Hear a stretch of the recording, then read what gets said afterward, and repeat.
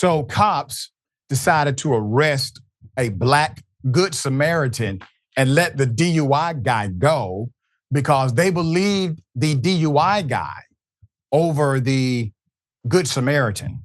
With millions watching and many people benefiting from this program called Indisputable, we just need 1% of the viewers to become a paid member so we can continue to bring this content to you. Now back to the show. Put it up full mask. This is a hell of a story. In a stunning legal ruling, the nation's most conservative federal appeals court ruled against the Houston Police Department for wrongfully arresting a black security guard who made a citizen's arrest 5 years ago while trying to stop an alleged drunk driver from fleeing the scene of an accident. Judge Odom, who previously worked as a top legal advisor for Governor Greg Abbott before being appointed to the 5th District Circuit by Donald Trump, noted the police had evidence showing the Samaritan did the right thing and the police basically lied. There's more. The 3-judge panel of the 5th Circuit Court of Appeals decided that qualified immunity does not extend to the officers Michael Garcia and Joshua Few.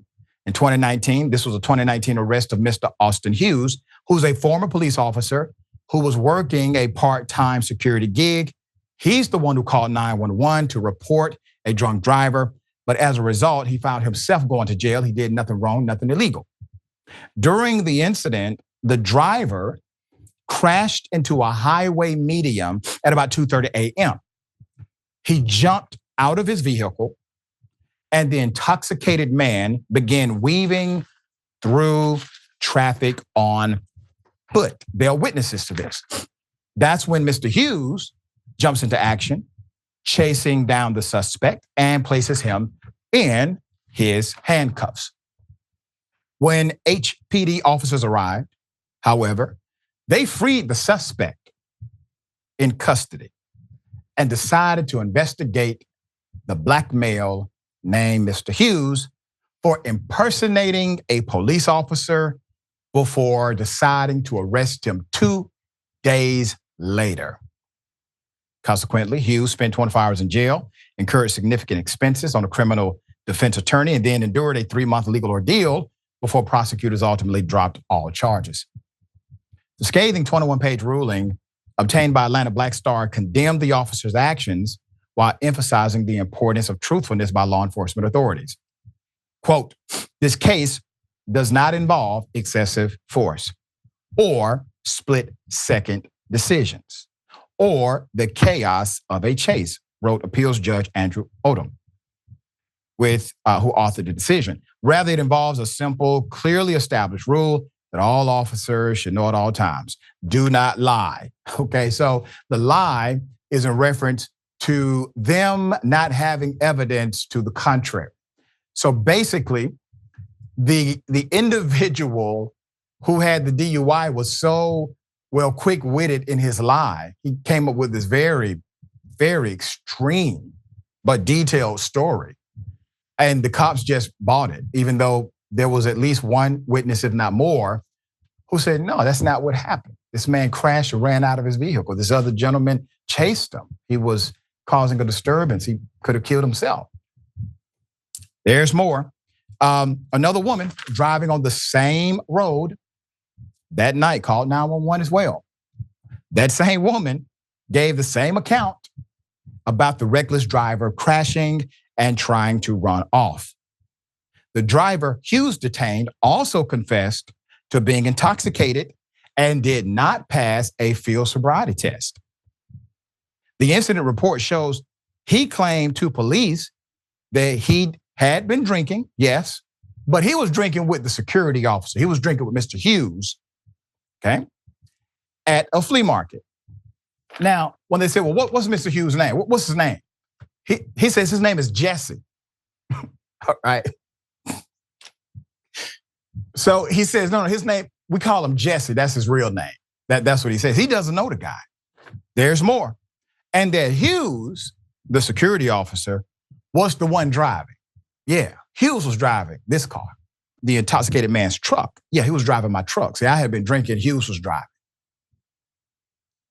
And the incident report also says that he was driving him back home and the two men began to argue inside of the vehicle. And that's when Mr. Hughes, the security officer, crashed.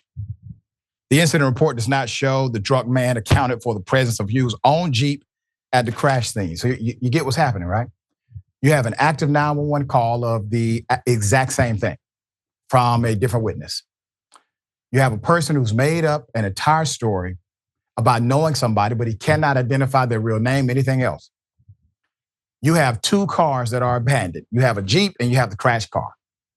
The Jeep belongs to the security officer. They could have run a simple check to say, oh, well, damn, you obviously weren't driving both of these cars on the highway, right? None of that was done. There's more. So during the court proceedings, however, Officer Garcia omitted or altered much of this information from the sworn affidavit. He submitted to report the criminal charges against Hughes. Meanwhile, the officers failed for the suspect's story that Hughes had assaulted him in a fit of rage and falsely claimed to be a police officer during the incident. All of these are just lies told by one person who obviously is very quick-witted when drunk. I mean, that's a hell of a story to come up with on the fly and intoxicated. So during the court proceedings, the city's legal team contended that Garcia and Few should be shielded, even though they were wrong. These are false reports. They arrested the wrong guy. All of this. They should still be shielded by qualified immunity. A broad legal protection for police officers, that's basically a legal fiction made up by the Supreme Court in 1967. However, the Fifth Circuit rejected this argument, with Judge Odom explaining that the police's apparent disregard for the truth undermined their claim for immunity. Now, here's the irony of it. So while the most conservative district circuit in America said, yeah, the cops, they messed up on this one, bad. No qualified immunity here. You cannot qualify the immunity for this one.